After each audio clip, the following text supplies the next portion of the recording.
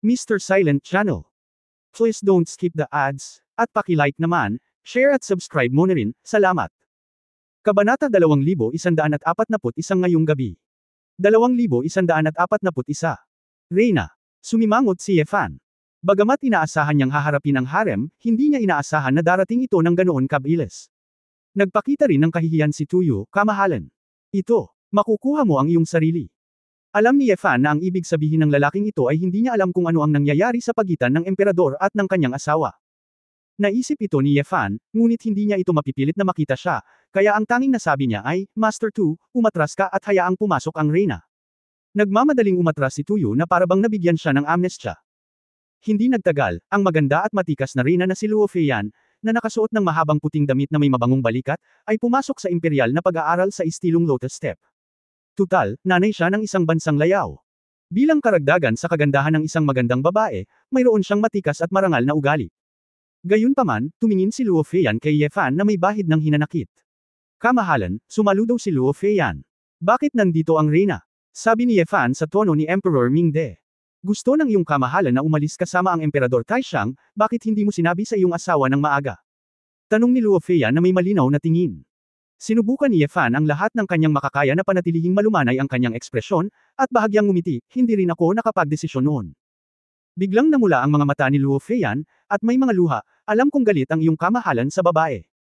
Matapos mawala ang prinsipe, pinipilit ng kamahalan ang kamahalan na mag-imbestiga at maghanap, ngunit hindi ko alam kung paano maintindihan ang paghihirap ng iyong kamahalan bilang isang ama.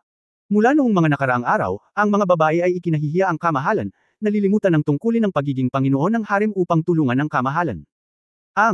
Nawawala ang prinsipe, may mga responsibilidad din ang mga babae, ang ina. Hindi ako nagkaroon ng magandang disiplina, kaya napunta ako sa gulo ng ganito. Tama rin na ang iyong kamahalan ay magalit sa iyong mga asawa. Si Chen at ang mga babae ay hindi karapat-dapat na maging isang reyna.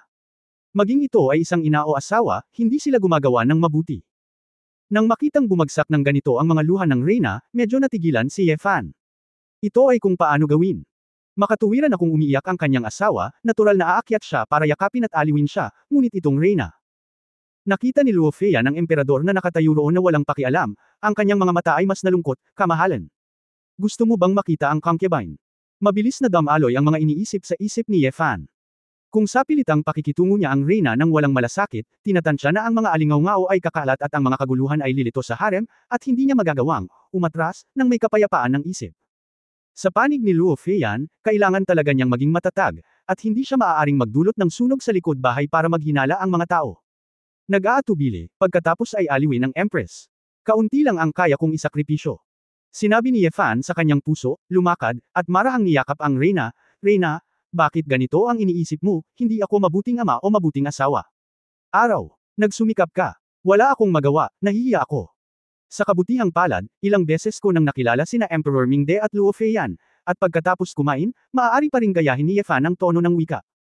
Nang marinig ito ni Luo Feiyan, siya ay agad na sumandal sa mga braso ng lalaki, nanginginig ang kanyang mga balikat, kamahalan. Salamat sa iyong konsiderasyon para sa babae, tiyak na magiging masaya ang babae at hindi hahayaang magambala ang iyong kamahalan. Napabuntong hininga si Yefan sa kanyang puso, hindi mahalaga kung ang babae ay taos puso o peke, at least sa ibabaw, itong si Luo Feiyan ay hindi masama, siya ay isang babaeng may pangkalahatang kaalaman. Sa aking pag-urong, ang reyna ay dapat na maging mas maingat sa harem. Ito ang tungkulin ng isang babae. Itinaas ni Luo Feiyan ang kanyang ulo, pinunasan ang kanyang mga luha, at matamis na ngumiti, kamahalan, kailan ka aalis sa Imperial Mausoleum upang umatras? Nakipag-appointment si Yefan kay Chu Yunyao noon, pagkalipas ng 3 araw ayusin ang isang robot stand-in at pumunta sa Imperial Mausoleum. Kapag nakapasok na ang robot sa Imperial Mausoleum, magiging lubhang mahirap para sa iba na makahanap ng mga depekto. Bukod dito, posible ring gamitin ang dahilan na ito upang i-seal ang Imperial Mausoleum, upang ang ilang bakas ng labanan sa loob ay hindi tumagas. Hanggat hindi alam ng mga tao na patay na si Su Huexan, walang lalabag sa Imperial Tomb. Sa 3 araw, ngunit sa 3 araw na ito, hindi ako pupunta sa korte, at ang ilang mga bagay ay kailangang ayusin ng maaga. Tungkol sa investigasyon sa pagkawala ni Yuner, gagawa din ako ng iba pang pagsasaayos. Natural, hindi maaaring manatili sa palasyo sa lahat ng oras si Yefan. Nang marinig ito ni Luo Feiyan, hindi niya napigil ang magpakita ng kahihiyan, kamahalan. Kung gayon ngayong gabi, bakit hindi ka pumunta sa lugar ng concubine upang magpahinga? Dahil sa usapin ng prinsipe, ang kanyang kamahalan ay hindi mananatili rito ng mahabang panahon. Natigilan si Ye Fan, ito. Nakita ni Luo Feiyan ang mukha ng emperor na nanlamig, iniisip na ito ay ang hindi pagpayag ng emperador, ang kanyang mukha ay biglang namutla, at ibinaba niya ang kanyang ulo ng malungkot, kung ang iyong kamahalan ay hindi malaya, kung gayon ay hindi mo dapat banggitin ito. Huminga ng malalim si Ye Fan at nag-isip. Ang pakikibaka ay sumabog sa kanyang isip. Go, medyo sobra na ba? Kung hindi ka pupunta, may mga nakatagong panganib ba? Kung tutusin, medyo delikado kung pumunta o hindi pumunta. Pagkatapos ng lahat, sino ang nakakaalam kung ano ang mga pribadong libangan nila sa pagitan ng mag-asawa? Mga lihim na salita o isang bagay. Hindi magugustuhan ni Ye Fan si Luo Feiyan. Sa mga babaeng nakilala niya noon, lahat sila ay may magulo na background, at si Luo Feiyan ang pinakamagaling. Nang makitang iiyak na muli si Luo Feiyan, walang ibang nagawa si Ye Fan kundi ang sabihin, Empress, huwag mo akong intindihin, may gagawin lang ako sa gabi, at gusto kong lumabas kasama si Lord Tu, kaya wala akong oras. Luo Fei nang marinig ito niyan, nagmamadali siyang umiling, may negosyo ang iyong kamahalan, at natural na naiintindihan ito ng babae. Pag-uusapan natin ito mamaya. Ano man ang mangyari, maghihintay ang babae sa kanyang kamahalan sa palasyo. Hindi mapigilan ni Ye Fan ang matawa, naghihintay sa kanya. Well, ngunit wala siyang pagpipilian kundi ang ngumiti at tumango, okay. Okay. Itinikom ni Luo Feiyan ang kanyang maislan na mapupulang labi, at ang kanyang maningning na mga mata ay nagpakita ng mapang-akit na alindog ng isang mature na babae. Pearlescent. Nagtiptoe siya patungo sa bibig ni Ye Fan na may, fu, at pagkatapos ay bahagyang kinagat ang kanyang labi, at tumingin ng, naghihintay para sa iyo, bago yumuko, si Chen at ang concubine ay magretiro na. Hanggang kay Luo Feiyan pagkatapos lumabas ng Imperial Study, nanginginig si Ye Fan. Hoy! Hindi nakakagulat na maaari siyang maging reyna. Ito. Ang babaeng ito ay marangal at marangal, talagang mapang-akit siya. Napalunok si Ye Fan at bamulong sa sarili. Nang kumalma siya, naalala ni Ye Fan na may iba pa siyang seryosong bagay na dapat gawin. Tinawag niya ang dating at sinabi, pupunta ako sa treasure house at mabilis akong mag-aayos. Oo, kamahalan, ako. Nalaman mula kay Tu Yu na ang Imperial Treasury, tulad ng Royal Safe, ay nag-iimbak ng ilang mga kayamanan ng maharlikang pamilya ng pamilyang Su. Alam ni Ye Fan na may celestial decree ang royal family. Bagamat hindi siya sigurado kung nasaan ito, kailangan pang pumunta sa treasure house para hanapin ito. Hindi alam ni Ye Fan kung ang misteryosong bagay ni Chang Xingling ay banta sa kanya. Sa madaling salita, kung may pagkakataon, kunin mo muna at pagkatapos ay pag-usapan, ito ay mas mabuti kaysa magtiwala sa kamay ng iba. Nakaupo sa sedan chair sa palasyo, dumating siya sa isang tila hindi nakikitang palasyo sa palasyo, at pumasok si Ye Fan ng mag-isa. Kinuha na niya ang mga gamit ni Emperor Mingde, kasama ang isang susi ng treasure house. Kabanata 2142 kahon ng alahas. Ang pagtatayo ng 2142. Ang treasury ay medyo parang bank vault. Naisip ni Ye Fan na ang mga espesyal na kondisyon tulad ng dugo ng pamilyang Su ay mabubuksan. Sa hindi inaasahan, ginawa ito sa pamamagitan lamang ng pagpihit ng espesyal na susi ng ilang beses. Nang makita ang sitwasyong ito, nakaramdam si Ye Fan ng lamig sa kanyang puso. Karamihan sa mga lugar na madaling makapasok ay hindi inutusan ng mga bituin. Ngunit lahat ng ito ay narito, magandang maghanap ng ilang mga kayamanan. Pagpasok sa treasury, automatikong nagliliwanag ang mga nakapaligid na lampara na bato. Tumingin si Ye Fan sa paligid at nalaman na ito ay lahat ng ginto at pilak na alahas, hindi banggitin ang mga espiritual na kagamitan, walang mga magic tool. Hindi katakatakang walang mga gwardya sa lugar na ito, at madali itong makapasok. Ang mga emosyon ay talagang, pitaka, lamang ng maharlikang pamilya. Matapos isara ni Ye Fan ang pinto ng bodega, direktang inilabas si Ye Weiyang mula sa storage space. Si Ye Weiyang, na nakakulong ng halos isang buwan, sa wakas ay dumating muli sa labas ng mundo, nang hindi tumitigil, siya ay bumagsak sa lupa. Eto. Magulo ang buhok ni Ye Weiyang, at ang kanyang orihinal na magandang bilog na mukha ay naging mas payat at mas pinong at maganda. Sa sandaling iangat ng dalaga ang kanyang ulo at makita ang lalaki sa kanyang harapan, hindi niya maiwasang matigilan, kamahalan. Nagbago ang mukha ni Ye Fan, bumalik sa kanyang sariling anyo, at sinabing may masamang ngiti, Guro, tinatawag mo ba ako? Nagulat si Wei Yang, at hindi mabilang na mga ekspresyon ang sumilay sa kanyang mga mata, ikaw. Hindi ba? Si Ye Fan ay masyadong tamad na magpaliwanag, at direktang sinabi, huwag kang magtanong ng marami, papapasukin kita, papasukin ka lang sa treasure house na ito, alamin kung mayroong anumang Heavenly Star Token. Hindi mo ba sinasabing alam mo kung nasaan ang Heavenly Star Token ng Night King? Kung gayon, dapat mong malaman kung ano ang hitsura ng Heavenly Star Token. Biglang napagtanto ni Ye Weiyang na nasa treasury talaga siya ng palasyo. Nang makita niyang si Ye Fan ay naging Emperor Mingde, malamang na nahulaan niya na maaaring matapos na ang maharlikang pamilya. Pinatay mo ang emperador. Gusto mo talagang sakupin ang bansa. Nanginginig ang boses ni Ye Weiyang. Hindi inamin o itinanggi ni Ye Fan, wala itong kinalaman sa iyo. Huminga ng malalim si Ye Weiyang, pareho siyang kinakabahan at hindi maipaliwanag na kapanapanabik. Isang buwan na lang, nakagawa na ang lalaking ito ng ganoong katapangan. Bagamat ang lalaking ito ay lubhang maput, ginagawa niya itong adik. Ang malalang sakit na tibok ng puso na ito ay nagparamdam sa ulo ni Ye Weiyang na medyo nahihilo. Bakit, ayaw mong hanapin? Sumimangot si Ye Fan.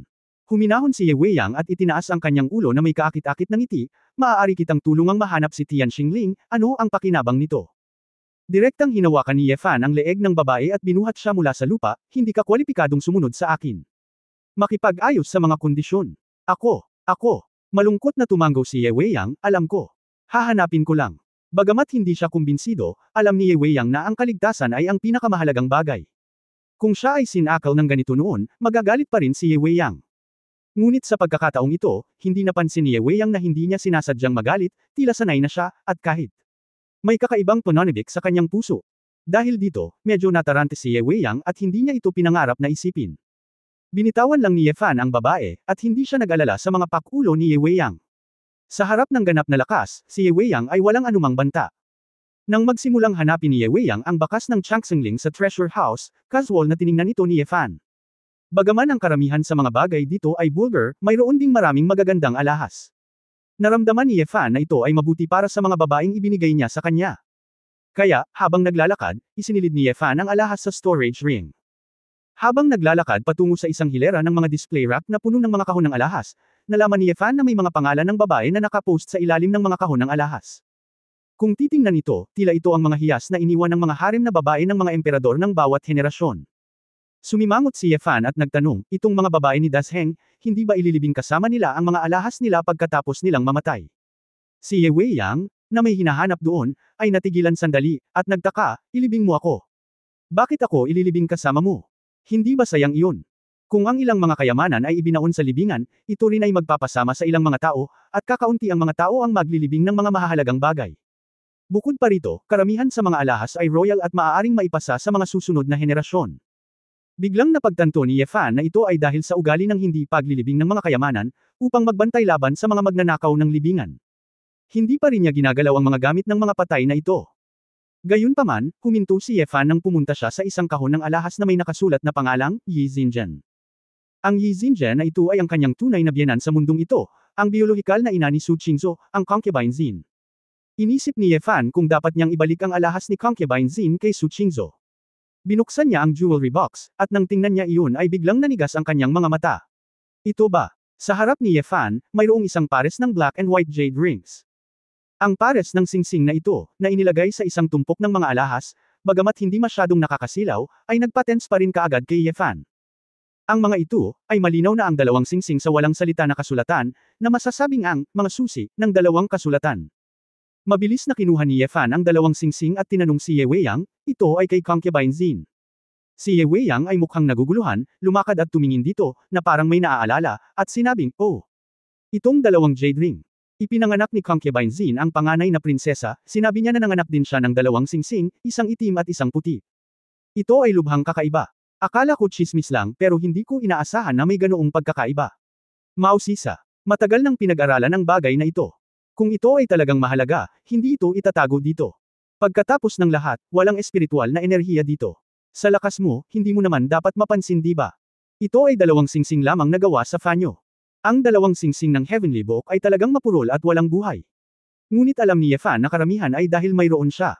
Hinarangan ang parusa para kay Su Qingzhou at nawala ang kanyang amo. Isang kahangahangang bagay. Ipinanganak na magkasama. Basta, ang dalawang singsing lang ang ipinanganak. Nagmamadaling tanong ni Ye Fan.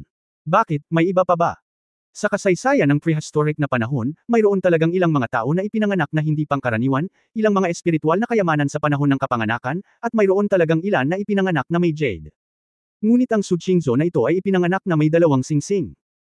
Ang maharlikang pamilya ay hindi nang ahas na ilabas ito, iniisip na ito ay isang masamang palatandaan, pagkatapos ng lahat, ito ay napakalamig at maraming tao ang namatay, sabi ni Ye Weiyang.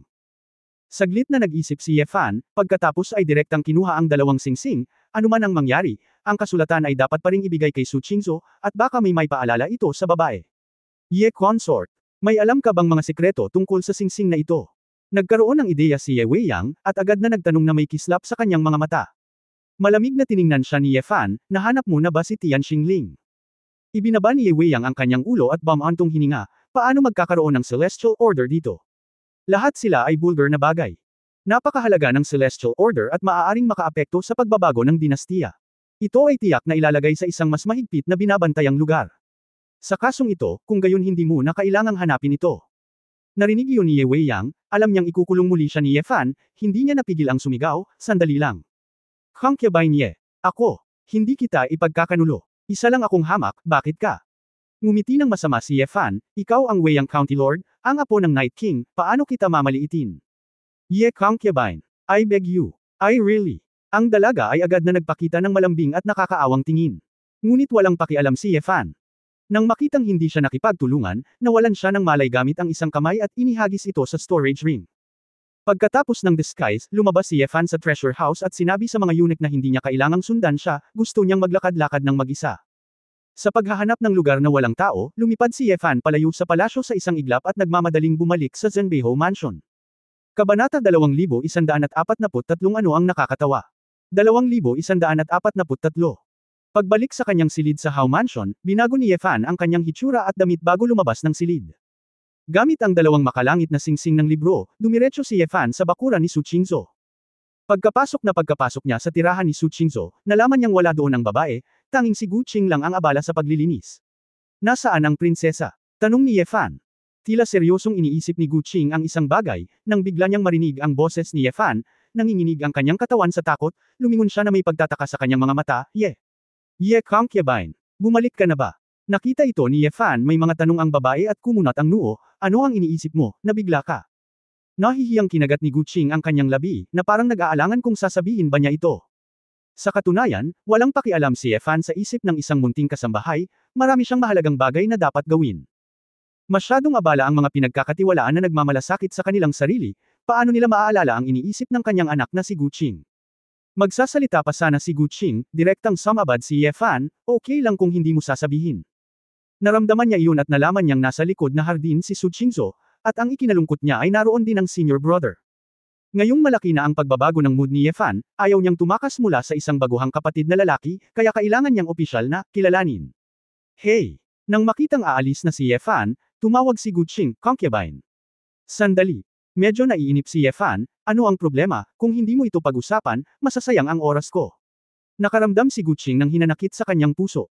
Saglit lang siyang nagtrabaho ng gusto, at ayaw niyang maghintay. Tutal, courtesan siya dati. Ilang lalaking dream lover, walang pakialam sa kanya ang lalaking ito. Bagamat maasim ang kanyang puso, hindi nang ahas si Gu Qing na ipakita ito, at tahimik na naglabas ng isang sulat at sinabing, Consort, ikaw ang batang marquis ng Zhenbei Hufu, siguradong makakausap mo ang Zhenbei Army, tama ba? Maaari mo bang ipadala ang sulat na ito sa Zhenbei Army para sa akin, kay Kuya Aohan? Tumingin si Ye Fan sa sobra na may mga salita. Personal na binuksan ni Kuya Aohan, at ngumiti ng mapaglaro, so gusto mong magpadala ng love letter sa iyong manliligaw? Hindi. Nagmamadaling umiling si Gu Qing bilang pagtanggi, Ye Consort, huwag kang magkamali. Nagpapasalamat lang ako sa kabaitan ng pamilya ni Kuya Aohan, at palagi siyang tinatrato na parang kuya. Kami ni Kuya Aohan ay hindi pa nagkaroon ng kahit katiting na relasyon sa pagitan ng isang lalaki at isang babae, at kami ay inosente. Iyon lang ang huling pagkakataon na nag-iwan ng sulat si Kuya Aohan at ibinigay sa akin ni Shuanger. Pagkatapos kong basahin, napagtanto kong interesado pala si Kuya Aohan sa akin. Sinabi niya na makakakuha siya ng sapat na mga merito ng militar sa lalong madaling panahon sa Hilaga, at pagkatapos mabuo ang mga merito, babalik siya upang matanggap sa Holy Emperor Academy, at ubusin din niya ang kanyang sarili para sa akin. Pero hindi ko naisip na makasama si Kuya Aohan, at hindi ko talaga gustong magkaroon si Kuya Aohan. Masyadong maraming ideya. Kung gumawa ako ng ilang mga mapanganib na bagay sa Hilaga para lamang bumalik upang makita ako ng nagmamadali, hindi ba ako magiging mas hindi komportable? Nag-aalangan din ako ngayon, kung tatanggihan ko ba ang kabaitan ni Kuya Aohan ng maaga, ngunit pagkatapos ng pag-iisip tungkol dito, mas mabuting i-break ito ng maaga, para hindi siya masyadong malalim. Ako. Muling pinutol ni Ye Fan si Gu Qing, Okay, bakit mo ipinapaliwanag sa akin ang napakaliit na bagay? Bakit hindi ka nalang magpadala ng sulat? I see. Only. Pagkatapos ay napagtanto ni Gu Qing na ang kanyang mukha ay pulang-pula, siya ay lubhang nababalisa, at tila gusto niyang ipaliwanag ito kay Ye Fan ng napakaaga. Ngunit, bakit masyado kang nagmamalasakit sa opinyon ni Ye Fan? Bahagyang napabuntong hininga si Yefan sa kanyang puso, ito ay hindi niya makita ang maliit na pagbabago sa babae. Pero wala talaga itong iniisip tungkol sa kanya. Una, wala siyang pusong iyon ngayon, at pangalawa, ang kanyang mga manliligaw ay mas mahusay kaysa sa kanya, kaya talagang hindi siya maakit ni Guqing. Katuwaan lang yan. Walang pakialam si Yefan. Mahilig din siyang makipaglaro sa mga magagandang babae. Kung tutusin, hindi naman talaga siya gentleman sa bagay na ito, at kailangan niyang aminin. Pero yellow flower girl pa rin ito. Sa hinaharap, halatang makakahanap ka ng magandang pamilya at mamuhay ng magandang buhay. Paano mo ito mahahawakan ng basta-basta? Kaya naman, mas mabuting iwasan ito habang walang gaanong gagawin sa kanya. Sige maglinis ka, hahanapin ko ang prinsesa. Tumalikod si Yefan at umalis. Nang makitang nagmamadaling umalis si Yefan, ang mga mata ni Guqing ay kumislap ng bakas ng kawalan ng kakayahan, ngunit isang pahiwatig din ng inggit. Prinsesa, alam ko na ang prinsesa ay napakaganda. Isang tanga. Gaano kalupit ang puso ng iyong prinsesa, alam mo ba? At saka, hindi siya mabubuhay, ang. Biglang huminto ang mga salita, abala si Guqing. Sinampal niya ang kanyang sarili sa bibig at sinampal siya ng ilang beses. Guqing, ano ang pinagsasabi mo? Paano ka nakakapagsalita ng kalokohan ng ganito? Mabilis siyang umiling at nagpatuloy sa pagpupunas sa mesa, hindi naglakas loob na isipin iyon. Nang dumating si Yefan sa hardin sa likod, siya ay nagmamayabang. Naglakad papasok. Haha, Xiaoshu, bumalik na ako, anong ginagawa mo? Parehong nagulat sina Su Qingzhou at Jiang Qi. Si Jiang Qi, na nakasuot ng Jiangho, ay malinaw na hindi isang utusan mula sa palasyo. Asawa, nakabalik ka na. Mabilis na inayos ni Su Qingzhou ang sarili, humakbang siya pasulong at nakangiting nagtanong, asawa, hayaan mong ipakilala kita sa aking asawa, ito si Brother Jiang. Eksperto siya sa negosyo ng bulaklak at damo sa Dasheng. Marami sa mga bulaklak at halaman ng babae ang natagpuan niya para sa babae. Tumango si Jiang Qi na may ngiti sa kanyang mukha, nakita ko na si Xiao Haoye. Si Yefan ay orihinal na gustong sampilan siya hanggang mamatay. Wala siya sa bahay. Bakit ang lalaking ito ay laging nakikipagkita sa kanyang asawa? Kahit na alam niyang magkapatid lang sila, binalaan ni Su Qingzhou ang kapatid na ito para sa kanya, ngunit medyo hindi pa rin siya masaya. Gayunpaman, sa harap ni Su Qingzhou, medyo nahihiya si Yefan na gawin itong muli. Pagkatapos ng lahat, kung papatayin niya siya, malulungkot pa rin si Su Qingzhou. Kalimutan ito, isang maliit na tao na may celestial venerable cultivation base, kung pinanatili niya ito, baka mahuli niya ang malalaking isda sa likod niya. Ganun ba, bakit hindi mo narinig yun prinsesa? Tanong ni Yefan. Ordinaryong transaksyon sa negosyo ng bulaklak at damo, paano naman espesyal na binanggit ng babae? Asawa, binigay ng babae ang mga nakolektang buto ng bulaklak at damo kay Kuya Jiang, tera na sa tanghalian. Iniisip ka ni Kinger at Shuibo, bakit ayaw mo? Movement, hindi ka naman siguro pumasok sa likod ng pinto di ba? Nagtataka si Su Qingzhou. Gumalaw ang masasamang pag-iisip ni Yefan, at nakangiti siyang nagtanong, bakit, gusto ba ng prinsesa na pumasok ako sa likod ng pinto? Hindi ito maintindihan ni Su Qingzhou, natatarantang kumurap siya, hindi mahalaga kung ano ang iyong asawa. Kung gusto ng asawang lalaki na pumasok sa likod ng pinto, syempre ang asawa ang may huling say. Haha. Princess, tandaan mo, ito ang sinabi mo, hahanap ako ng pagkakataong makapasok sa likod ng pinto. Tumawa si Yefan. Medyo natarante si Su Qingzhou, at naglakad sa likod ng pinto, anong nakakatawa. Ngunit si Jiang Qi sa likuran ay nagpakita ng lamig sa kanyang mga mata, kinuyam ang kanyang mga kamao, ibinaba ang kanyang ulo, at pinigilan ang kanyang mga salita. Nang makitang bumalik ang lalaki, maraming gustong sabihin si Su Qingzhou sa kanyang puso, at mabilis na iniabot kay Jiang Qi ang isang pakete ng mga bulaklak at buto. Brother Jiang. Ang mga buto ng bulaklak na inani ngayong season ay nandito na, pwede ka nang umalis. Sabi ni Su Qingzhou, na may paghihimok sa kanyang mga mata. Sumaludo si Jiang Qi, oo, prinsesa, magretiro na ang kontrabida na iyon. Nagmamadaling sumigaw si Yefan, oh. Hindi. Kinuha mo ang mga buto ng bulaklak ng prinsesa, hindi ba dapat magbigay ka ng pera? Natigilan si Jiang Qi, naalala na isa na siyang mangangalakal ng bulaklak at damo, kaya naglabas siya ng isang piraso ng ginto, kay Su Qingzhou. Pinilit ni Yefan ang kanyang dila, sobrang mahal pala ng mga buto ng bulaklak na inani ng aking prinsesa, no wonder kailangan nilang ibenta. Matamis na ngumiti si Su Qingzhou, at hinawakan ang braso ng lalaki, salamat sa iyong asawa sa pagpapaalala sa akin, nakalimutan ng aking asawa na kunin ang pera. Hindi alintana ni Yefan na hindi nakalayo si Jiang Qi, tumalikod at niyakap ang babae, niyuko ang kanyang ulo at hinalikan siya. Gatlang M. Si Su Qingzhou ay nagpakawala ng mapanuksong helenghing, ngunit hindi niya ito nakita ng higit sa kalahating buwan, kaya namiss niya ito, at mabilis na tumugon. Tumalikod si Jiang Qi sa kanilang dalawa, at huminto ang kanyang mga yabag, ngunit mabilis siyang nagmadali at mabilis na umalis. Si Yefan ay hindi nang ahas na italaga ang kanyang sarili ng labis. Matapos ang ilang sandali ay hinapload niya ng isang kamay ang mukha ng asawa. Naalala niya sa kanyang isipan ang eksena ng muntik na niyang matapos ang kasal ni Su Qingzhou.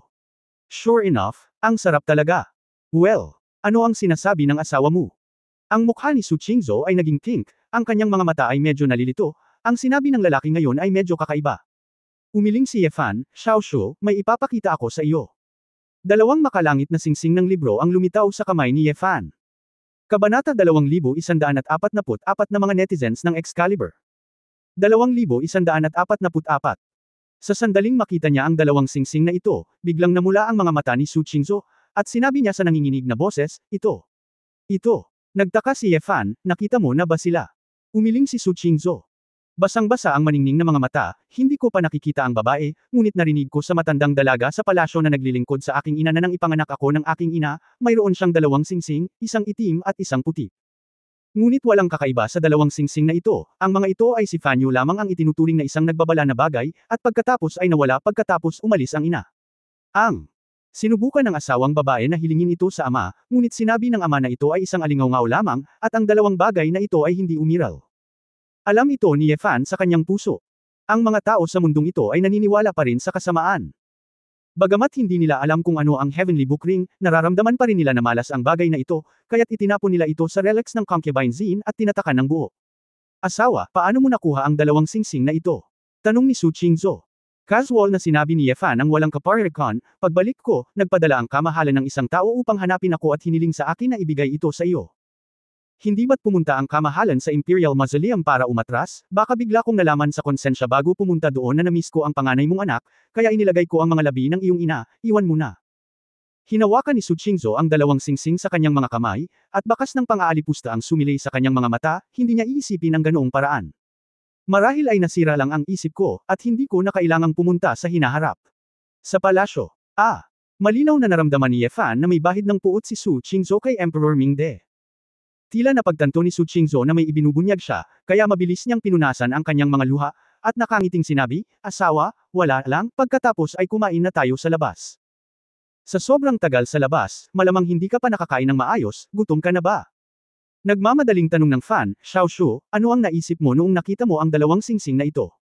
Nagtataka si Su Qingzhou, alam lang ng aking asawa na ito ang pinanganak ng aking ina nang ipanganak niya ako. Bagamat kakaiba, ngunit ang babae ay sanggol pa rin noong panahong iyon, paano niya maaalala ang anumang bagay? Naku, wala lang, itatanong ko lang, napabuntong hininga si Ye Fan sa loob-loob. Mukhang kung hindi niya mahanap ang kumpletong kasulatan, malamang ay wala itong silbi. Masayang inalis ni Su Qingzhou ang singsing, at pagkatapos ay niyakap ng mahigpit ang lalaki, salamat asawa sa relic ng ina para sa babae. Pakiramdam ko ay lihim na inayos ng aking ina ang aking asawa at ipinadala sa aking asawa. Naisip ni Ye Fan sa kanyang sarili, hindi ba siya dapat magpasalamat kay Emperor Mingde? Pero, siya pa rin, kaya ayon. Gumising ka, may mas malalim na pagmamahal si Su Qingzhou para sa inang ito na namatay pagkatapos ng panganganak kaysa kay Emperor Mingde, ang ama na nagpalaki sa kanya. Bagamat hindi may kakaila ang kabaitan ng kanyang biolohikal na ina, mukhang hindi naman masyadong masama si Emperor Mingde. Bakit galit na galit si Su Qingzhou sa kanya? Dumating ang dalawa sa restaurant, at ngayon ay bumalik na sa dating katahimikan ng bahay, tanging sina Ye Wanqing at Shui Bo lang. Nakita ni Ye Wanqing na sa wakas ay nakabalik ng ligtas ang kanyang kapatid, tuwang-tuwa ako, at nagsimulang magbahagi ng ilang kamakailang maiinit na kaganapan sa hapagkainan. Brother, alam mo ba na ang Crazy Sword God na na-upload kamakailan sa internet ay naging Emperor-level sword intent? Mukhang ito ang unang pagkakataon sa loob ng 10,000 taon mula noong ating ninuno na si Xuanyuan. May ilang chismis din na ang Sword God ay ang assassin na pumatay sa royal family last time. Sinabi rin niya na ang anunsyo ng kanyang kamahalan na umatras sa pagkakataong ito ay may kinalaman sa Diyos ng Espada. Habang kumakain, nagtanong si Ye Fan na may casual ng ngiti, lahat ng chismis, makinig ka lang sa mga larawan at magsaya. Bakit interesado ka sa mga chismis na ito? Kakaiba para sa iyo, panganay na kapatid, para sa isang mahalagang bagay, ang Sword God na ito ay nagdulot ng sensasyon sa Great Desolate Continent. Maliban kung ito ay nakahiwalay sa mundo, walang makakaalam tungkol dito. Sayang at hindi ka nakarating sa Asgard nang pumunta ka sa Paradise sa pagkakataong ito.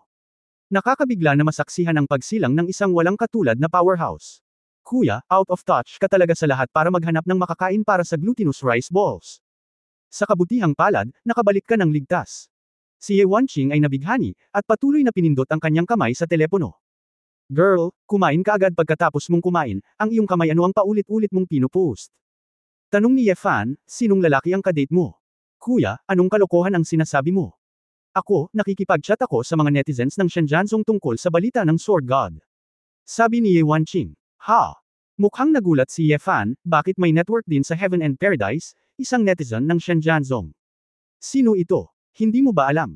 Ang Sword God ay nasa puspusan na ngayon, at nanalo siya ng 3 piraso ng pinagpalang lupain ng sabay-sabay at itinatag ang Divine Sword Sect. Ngayon sa cloud, may isang taong nagtatag ng isang Divine Sword Sect Exchange Group, at lahat ay nasa loob nito, at sila ay mga tagahanga at tagahanga ng Sword God. Ang ilang mga tao ay magtatanong tungkol sa balita mula sa paraiso, at pagkatapos ay ibabahagi ito sa grupo. Ngayon ang pinakasikat na tao sa ulap ay isa ng Diyos ng Espada, hindi na kuya, ikaw, ang Diyos ng tula at ang asawa ng isang mapaghimalang doktor. Hindi alam ni Yefan kung tatawa o iiyak. Iyon ang ibig niyang sabihin. Ngumiti siya at sinabing, sino nagsabi niyan, baka ako ang pinakasikat.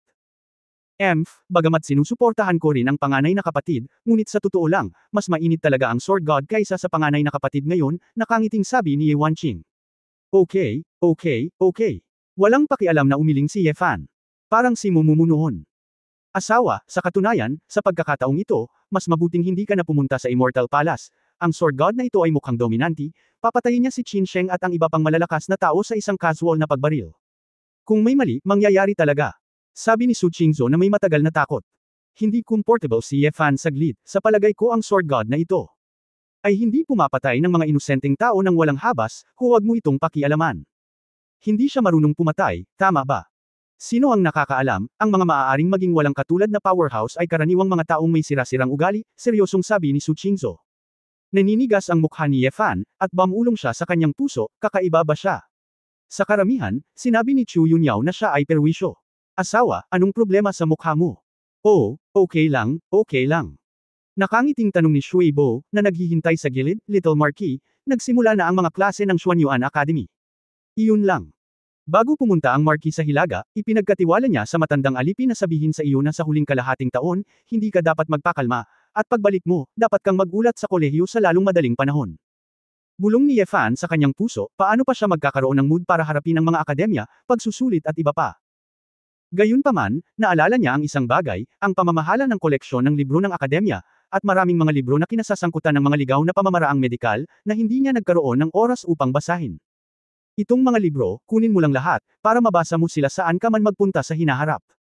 Okay, I see, pupunta ako sa academy pagkatapos kong kumain. Pagkatapos kumain, dumiretso si Yefan sa Xuanyuan Academy. Maraming tao ang nakakita kay Yefan ng may paghanga. Malinaw, ang kwento ng Shenlong Dabi ay kumalat, at hindi na siya itinuturing ng lahat bilang isang basura, ngunit bilang isang henyo ng pamilya Shenlong.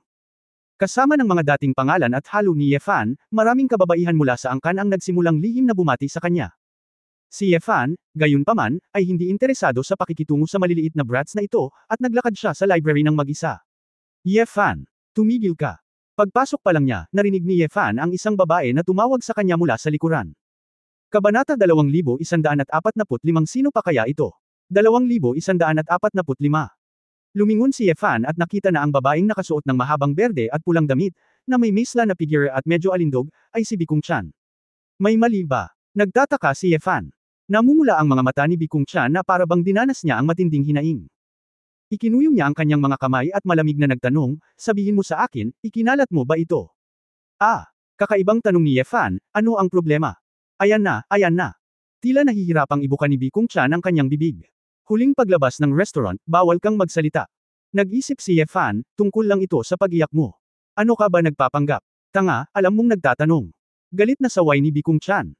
May mga ilang estudyanteng dumadaan sa paligid, at nang makita nila si Bikung Chan, lahat sila ay tumuro at mukhang mapanglait. Naluluha si Yefan, kanina lang kita nakitang umiiyak, wala na akong ibang alam, at wala akong sinabi. Maniwala ka man o hindi, huwag muna akong istorbohin. Walang oras si Yefan para makasama siya, tumalikod at dirdiretsong naglakad papunta sa library. Tumanggi si Bikung Chan, at sumigaw ng ilang beses mula sa likuran, nang makitang hindi siya pinansin ng lalaki, at direktang pumasok sa pavilion.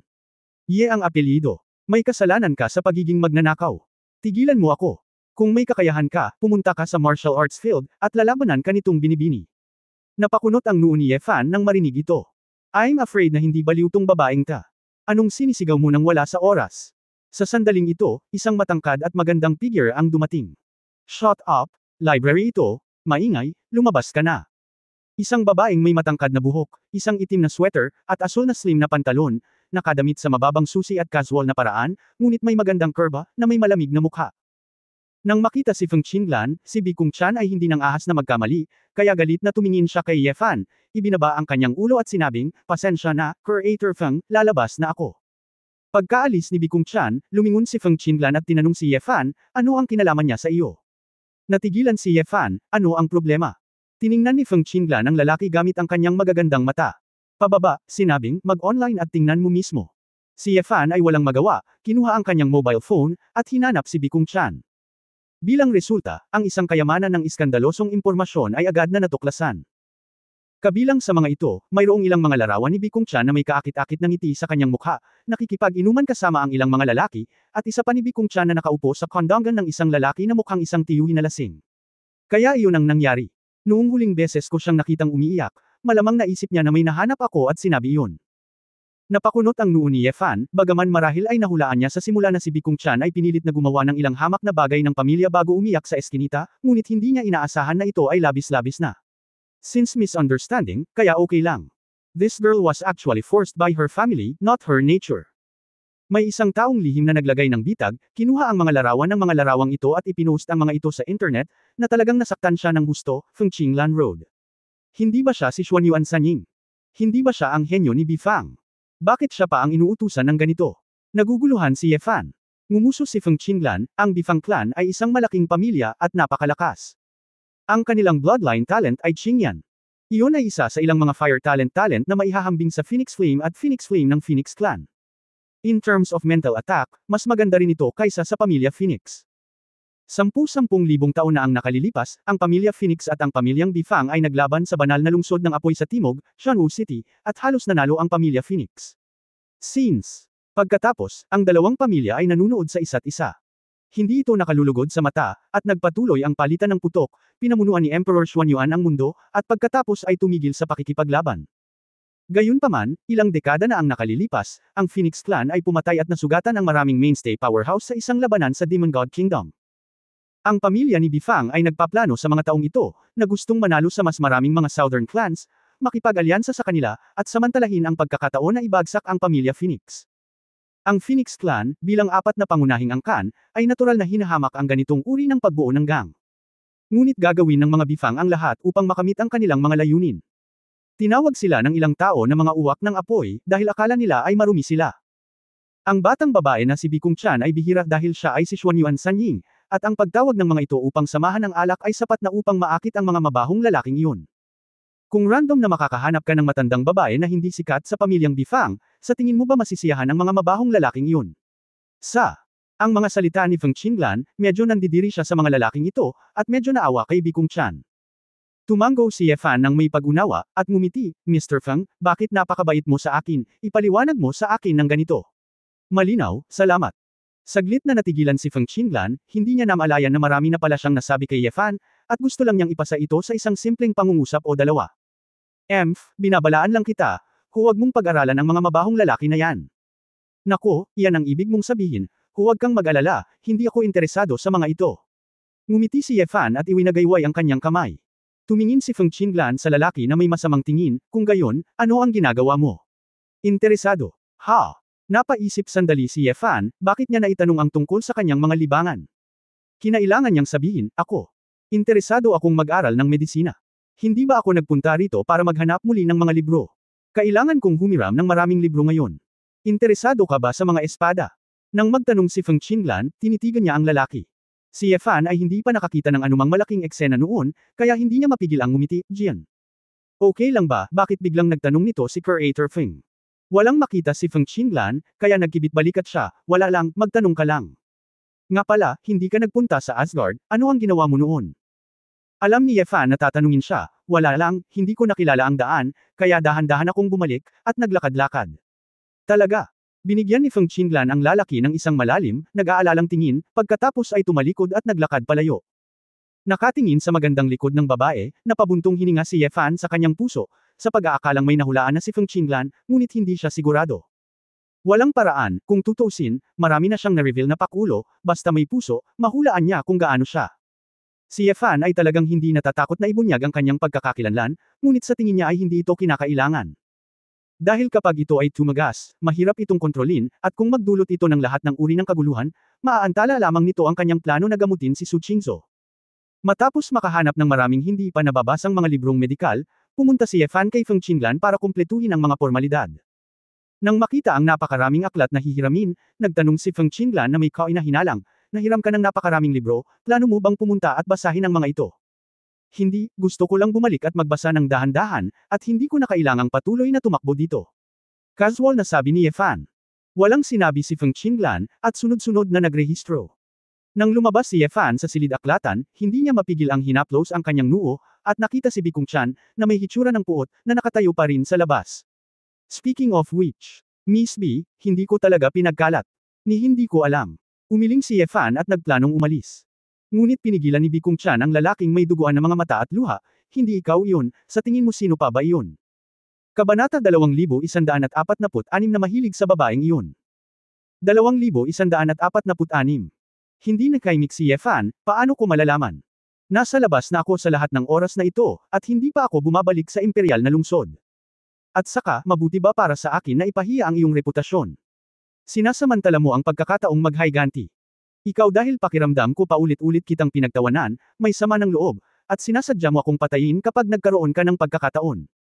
Malamig na saway ni Bikung Chan. Kaya alam mo rin na hindi ka masyadong magaling sa pagiging isang tao. Tumawa si Yefan, iniisip kung paano siya magkakaroon ng oras para magalit sa isang batang katulad mo. So, aminado ka na. Nanlaki ang mata ni Bikung Chan. Napabuntong hininga si Yefan, kahit anong sabihin mo, wala itong kinalaman sa akin, kaya huwag mo akong pakialaman. Pagkatapos magsalita ni Yefan, tumalikod siya para umalis. Tumigil ka. Lumiwanag ka. Nagmamadali si Bikung Chan, hinabol siya at hinawakan ang mga balikat ni Yefan. Sumimangot si Yefan, at sa isang dumadagandong na backhand claw strike, hinawakan niya ang leeg ni Bikung Chan, at pagkatapos ay ibinagsak ang babae sa lupa. May limitasyon ang aking pasensya, malamig na kumislap ang mga mata ni Yefan. Saglit na nabigla si Bikung Chan. Hindi niya inasahan na si Yefan ay mag-shoot ng ganoon kabilis, at ang kanyang mga kasanayan sa pagsuntok ay hindi sa parehong antas. Sa oras na ito, huminto na ang ilang clan students at nanood sa labas ng library, tinuturo si Bikung Chan, na may intensyon na panuurin ang saya at hindi masyadong seryosohin. Walang hiya talaga itong Bikung Chan. Ginawa ko ang lahat, at kinulit ang iba para i-frame siya. Malinaw ang larawan, isang kalapitang mababa ang lipad, napakababa, at nagpapanggap na nagmamalasakit sa reputasyon. Ye consort ma is the genius who conquered the Divine Dragon competition, sa tingin ba talaga ni Bikung Chan ay mananalo siya? Napakaraming estudyante, at hindi sila natatakot kay Bikung Chan, na nanunuya at nanunuya ng may paghamak. Napaluha si Bikung Chan at sinulyapan ang mga estudyanteng natatawa sa kanya na may pulang mata. Noong nakaraan, isa siya sa pinakahinahangad at nakakaakit ng pansin na si Xuanyuan Sanying sa akademya, ngunit ngayon, siya ay naging isang asong babae na parang daga na tumatawid sa kalye. Ang malaking psikolohikal na agwat na ito ay nagpabaliw kay Bikung Chan. Hindi niya naintindihan na siya lang pala ang dapat masaboy ng dumi sa alkantarilya kahit hindi niya ito kusa. Iyong mga kapatid at tiyuhin sa angkan na umusig sa kanya, iyong mga maruruming lalaki na humiling sa kanya na samahan siyang uminom, bakit walang nagsasalita tungkol sa kanila? Bakit parang ang lahat ng ito ang may kasalanan ng babaeng ito lang? Ang galit na wala nang mapaglalabasan ay nagpahiya kay Bikung Chan, at biglang nag-apoy ang isang Bifang Qingyan sa kanyang kamay, at malapit na niyang sampilan si Yefan. Tumigil ka, Bikung Chan. Huwag kalimutan kung saan ito. Isang alon ng kapangyarihan ng dragon ang agad na bumalot kay Bikung Chan, dahilan para manginig at kumalma ang dalaga. Namumutla ang mukha ni Bikung Chan at nakatitig sa pintuan ng library na may luha sa mga mata. Tumingin sa kanya si Feng Qinglan na may komplikadong ekspresyon. Presidente Feng. Huminga ng malalim si Feng Qinglan at sinabing, hindi pipiliin ng angkan ang mga anak na lalaki at babae, dahil hindi alintana ang mga lalaki at babae, ang mga may lakas lamang ang may karapatang magsalita. Kung mas minamalas ka ngayon, mas dapat mong gamitin ang iyong lakas para makuha ang respeto.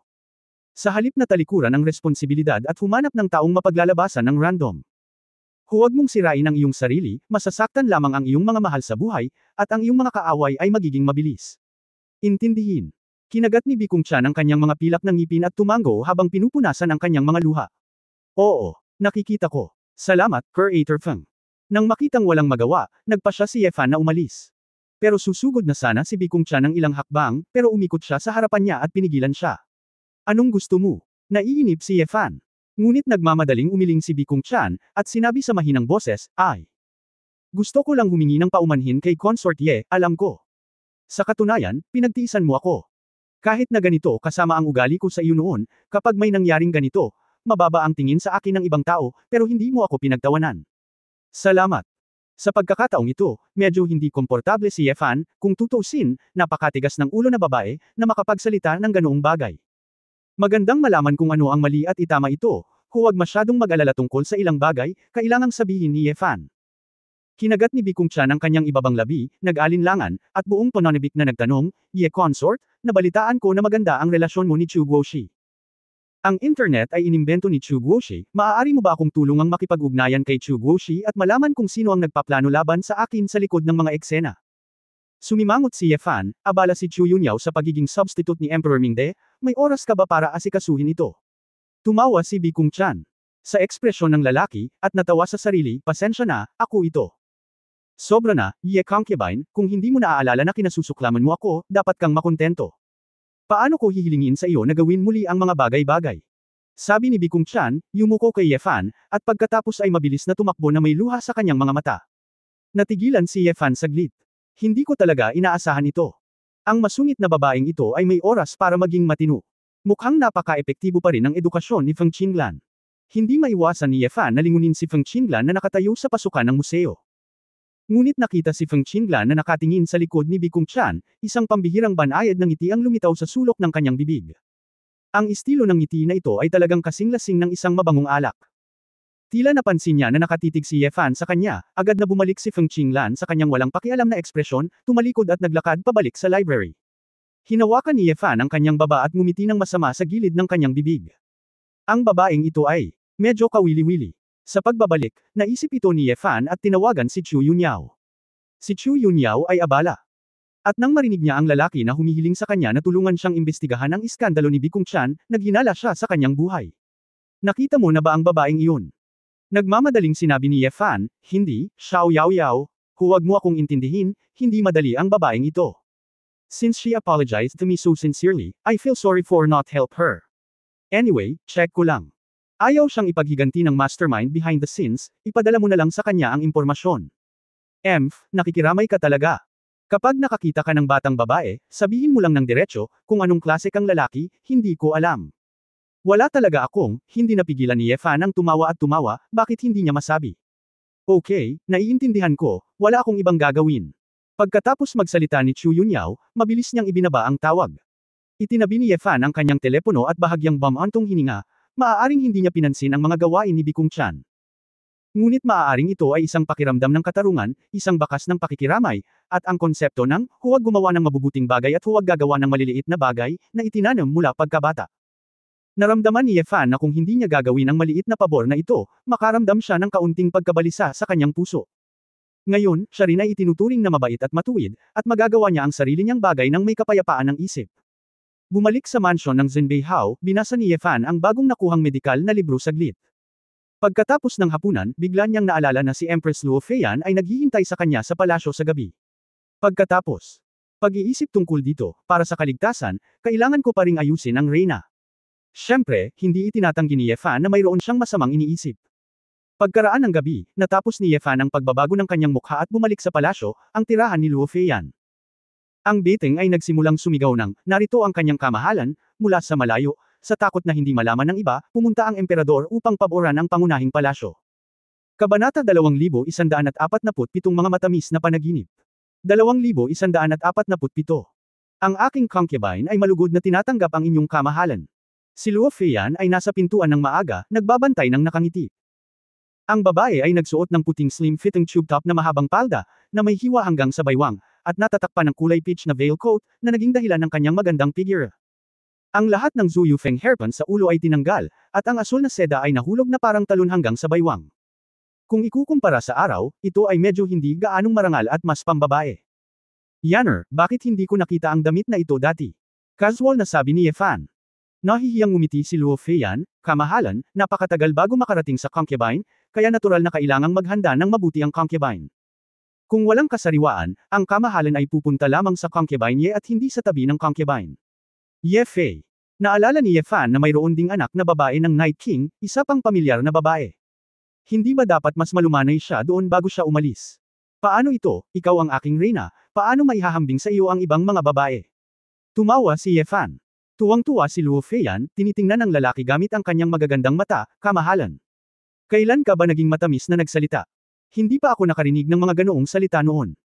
Bumilis ang tibok ng puso ni Ye Fan, lumalabas na hindi kayang suyuan ni Emperor Mingde ang mga babae, kaya nagmamadali siyang nagpaliwanag ng nakangiti, kamakailan lang ay naramdaman kong malaki ang utang na loob ko sa iyo kay Yener noon, at gusto kong trituhin ka ng mas mabuti. Sayang naman, alang-alang sa royal family. Anyway, actress ako at magsasanay, nahihiya talaga ako sa reyna. Kamahalan, mangyaring huwag mong sabihin iyan, ang babae ay walang silbi, at hindi ko maibabahagi ang mga alalahanin para sa iyong kamahalan. Sa oras na ito ang mga yunuko at mga katulong ng palasyo na naglilingkod sa palasyo at sa labas ng palasyo ay pawang matali nung umalis. Hindi na pinakiramdaman ni Luo Feiyan ang isang reyna, inabot niya ang kanyang mga braso sa leeg ni Ye Fan, at aktibong hinalikan siya. Si Ye Fan ay mapagbantay sa kanyang puso, at hindi niya alam kung anong uri ng intimate method sina Mingdedi at Luo Feiyan. Kaya, pinisil ni Ye Fan ang maliit na bibig ng reyna gamit ang isang kamay at ngumiti, Yener, ngayon. Gusto kong makipaglaro sa iyo ng bago. Ang pinakamagandang pabalat ay ang ganap na makarating sa isang bagong mode. Medyo natulala si Luo Feiyan, at pagkatapos ay nagpakita ng kahihiyan, kamahalan. Ano ang gusto mong laruin? Ngumiti ng masama si Ye Fan, naglabas ng puting sutla na scarf na matagal nang inihanda, tinupi ito ng ilang beses, at pagkatapos ay direktang tinakpan ang mga mata ni Luo Feiyan. Kamahalan. Ito ba? Naguguluhan si Luo Feiyan. Siya, huwag kang magsalita. Matapos itali ni Ye Fan ang silk scarf, kumuha siya ng isa pang pulang lubad, pinatalikod siya sa reyna, at sinimulang itali ang kanyang mga kamay sa likod niya. Kamahalan. Kamahalan. Bakit mo tinali ang babae? Ano ang ginawa ng babae? Bago pa matapos magsalita si Luo Feiyan, sinampal siya ni Ye Fan mula sa likuran. Si Luo Feiyan ay nagpakawala ng isang mapang-akit na sigaw at nagpumiglas ng hindi malay, ngunit ang kanyang mga mata ay nakapiring at ang kanyang mga kamay ay nakatali, siya ay parang isang babaeng bilanggo. Gusto lang niyang gamitin ang kanyang paglilinang para makalaya, ngunit sa hindi malamang dahilan, isang hindi maipaliwanag na pananibik, kasab-ikan, ang lumitaw sa kanyang isipan. Unti-unting napagtanto ni Luo Feiyan na ito ang sariwang gameplay na sinabi ng emperador, hindi na siya ay nagkamali. Lumapit si Ye Fan sa tenga ng babae at bangulong, ngayong gabi, paparusahan kitang mabuti. Gudong. Namula si Luo Feiyan, nilunok ang kanyang lalamunan, mabilis na huminga, at nanginginig ang lahat. Shen at concubine ay lahat ay nasa kapangyarihan ng kanyang kamahalan. Ngumiti si Ye Fan ng may kasiyahan. Sa ganitong paraan, kahit anong gawin niya, iisipin ng reyna na ito ay isang bagong gawain at hindi na magiging mas kainahinala. Ito ay isang gabi ng malakas na hangin at ulan, at ang mga bulaklak ay nahulog sa buong lupa. Kinaumagahan, maagang gumising si Ye Fan at nagplanong umalis. Halos hindi siya nakatulog. Ang isa ay ang takot niyang ibunyag ang kanyang mga gamit, at ang isa pa ay ang pagiging masaya niya sa ikalawang kalahati ng gabi, at walang katapusang naghahadyas.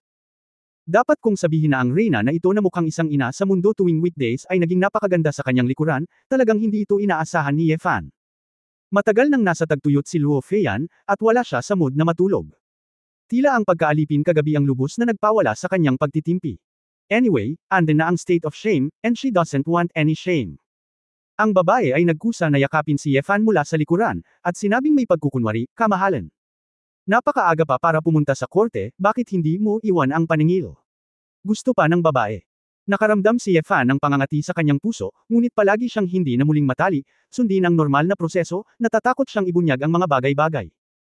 Hiniling sa akin ng Emperor Taishang na makipagkita sa iyo, Yener, hintayin mo ang pagtatapos ng aking pag-urong.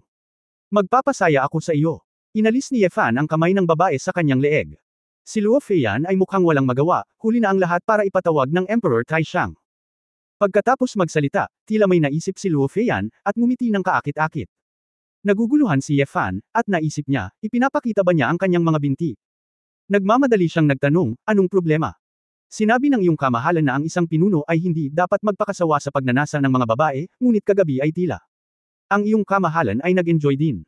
Dati, tinatanggap ko ito sa tuwing nakikita ko ito, sa pagkakataong ito. Mas mahaba ito kaysa sa pinagsama-samang nakaraang taon. Lalong namula si Luo Feiyan.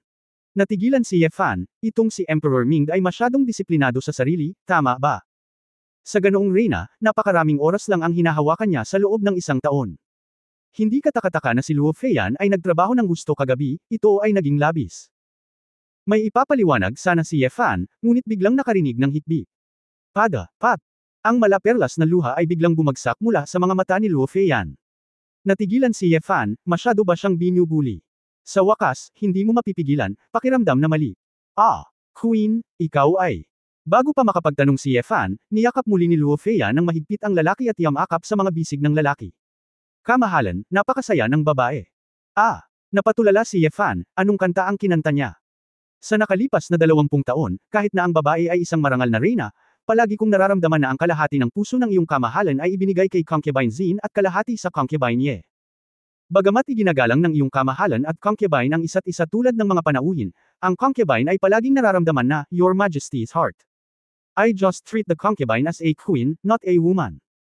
Hanggang kagabi, naramdaman ng babae na gusto rin pala ng kamahalan ang babae at handang ituring na babae ang babae. Tuwang-tuwa ang concubine, kuntentong ngumiti si Luo Feiyan. Natigilan si Ye Fan saglit, pagkatapos ay bumantong hininga, at inabot at tinapik ang likod ng babae. Hindi ba, napakaganda niya, pero ang asawa niya ay laging pinipigilan at nakagawian, kaya natural na maghinala ang asawa. Nakaramdam ng kaunting guilty si Ye Fan sa kanyang puso, marahil ay hindi niya dapat ginawa ito, at binigyan si Luo Feiyan ng isang matamis na panaginip, ngunit kapag nasira ang panaginip, ang malupit na katotohanan, hindi niya alam kung hindi niya ito matiis. Pagkatapos umalis sa tirahan ng Reyna, nakipag-ugnayan si Ye Fan kay Xia Tuyu upang kumpirmahin kung gumagana ng maayos ang isyu ng DPRK. Matapos malaman na maayos na ang lahat, bumalik si Ye Fan sa mansyon ni Zhen Beihao, na nagpanggap na walang nangyari sa magdamag, at nag-aalmusal kasama si Su Qingzhou. Si Su Qingzhou ay may sensitibong naramdaman at nagtanong, Asawa, ano ang nangyayari sa iyo ngayon? Bakit ka umiiwas at hindi gaanong nagsasalita? Ah, meron ba? Ngumiti ng pilit si Ye Fan, may iniisip ako. Mga problema sa mga medikal na libro. Hindi ko akalain. Mahigpit na sinabi ni Ye Wanqing sa gilid, mukhang may ginawang mali si kuya, sa takot na makilala siya ng hipag ng prinsesa. Pinag-isipan ni Su Qingzhou ang lalaki, ngunit hindi nagtanong ng anuman. Pinilit ni Ye Fan ang kanyang dila, anong kalokohan, kainin mo. Napamura si Ye Wanqing, tapos na akong kumain, papakainin ko ang dumplings. Pagkaalis ng dalaga, nagmamadaling pumasok si Shui Bo na may hindi mapakali sa mukha. Kabanata 2148 Huwag mo silang sisihin. 2148 Kakaibang sinabi ni Ye Fan, Tito Shui, ano ang mali, natatarante ka. Little Marquis.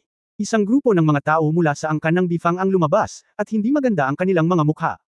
Nag-aalalang sabi ni Uncle Shui. Nang nakasimangot si Ye Fan, ang mga tao sa labas ng pinto ay pumasok na.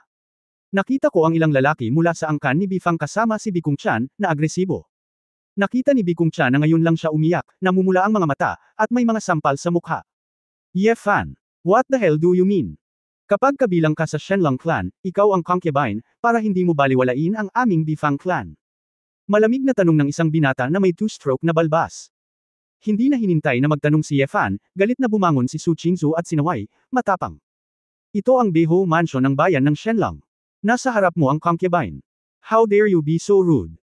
Malamig ang bigot sa isang ngiti, nagbigay siya ng walang tigil na pagpupugay, pinatandang prinsesa, ako si Bikung Jia ng pamilya ni Bifang, sa pagkakataong ito, pinakamabuting huwag makialam ang prinsesa, baka mahirap sumakay ng tigre. Pagkatapos ng lahat, ang bagay na ito ay may kinalaman sa mansyon ng tiyuhin, kaya ito ay tungkol sa Empress at Your Majesty. Tito Guo. Sumimangot si Su Qingzhou, nalilitong nakatingin kay Ye Fan. Malamang na may naiintindihan si Ye Fan sa kanyang puso, tumayo si Shi Shiren at tinapik ang balikat ni Su Qingzhou, Prinsesa, ako na ang bahala. Mukhang nalilito si Su Qingzhou, ngunit tumanggaw pa rin. Tumingin si Ye Fan kay Bikung Chan at nagtanong, ginawa ba ito ni Luo Hongfei? Ang mga mata ni Bikung Chan ay kumislap ng puot, at tumanggaw siya, oo, dahil nakipaghiwalay sa akin ang lalaking iyon, naghahanap siya ng mga pagkakataon para makaganti sa akin. Oo, kung hindi dahil sa iyo. Ang patay na babaeng ito ay hindi mahahanap si Luo Hongfei, at hindi rin siya kukuha ng Jade Talisman para sa isang tunggalian. Ngayong matalo na niya si Luo Hongfei, galit na galit si Lolo Guo. Alam mo ba kung magkano ang halaga nito sa atin Bifang? Umirap si Bikung Jia. Si Bikung Chan, na may malalim na pagkakasala sa kanyang mga mata, ay napaluha, pasensya na, kayong concubine, pagkatapos kong matanggap ang balita kahapon ng hapon, galit na galit ako na hindi ko napigilan. Mabuhay! Hindi ko sinabi sa kanila na ikaw ang tumulong sa akin, pero kahapon maraming nakakita na may usapan tayo at nalaman nila. Hindi ko inaasahan na madadami ka. Gusto kong pigilan si kuya at ang iba pa, ngunit hindi ko napigilan. Humph! Soy muher! Nakipagsabuatan siya sa mga tagalabas at nagdulot sa atin ng malaking gulo para kay Bifang Shi. May mukha ka pang sabihin dito. Nagmura si Bikung Jia. Napapikit si Ye Fan, sinira ng lalaking iyon ang reputasyon ng iyong kapatid, hindi ka pumunta kay Luo Hongfei, ngunit pumunta dito para magalit sa akin. Sa kabutihang ito, gusto pa rin ng Bifang clan na makipagkompetensya sa Phoenix clan. Anong sabi mo? Si Bikung Jia at ang iba pa ay nasaksak sa masakit na bahagi, at ang galit ay mas matindi. Ito ang negosyo ng pamilya namin ni Bifang, hindi mo naman turn na maging tagalabas para magturo. Dapat kang pumunta sa bahay ng tiyuhin, ipaliwanag ito ng malinaw para sa amin, at linawin na wala itong kinalaman sa aming pamilya Bifang. Kung hindi, kahit na ikaw ang babae, kahit nakabilang ka sa angkan ng Shenlong, hinding-hindi ka namin ipapagaan. Nahaharap sa ganoong banta, hindi napigilan ni Uncle Shui sa gilid ang kanyang galit, at malakas na sinabi, ikaw. Sa tingin mo ay hindi mo magagawa ang anumang gusto mo kapag wala ang aking marquee. Ito ang Zhenbeho Mansion.